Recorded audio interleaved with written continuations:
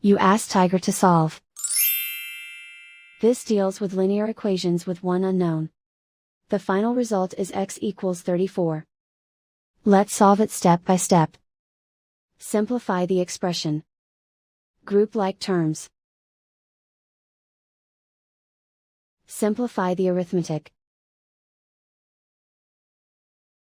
Group all constants on the right side of the equation. Subtract 10 from both sides. Simplify the arithmetic.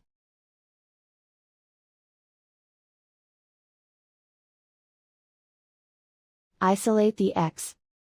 Divide both sides by 5. Simplify the fraction. Find the greatest common factor of the numerator and denominator. Factor out and cancel the greatest common factor. And so the final result is x equals 34.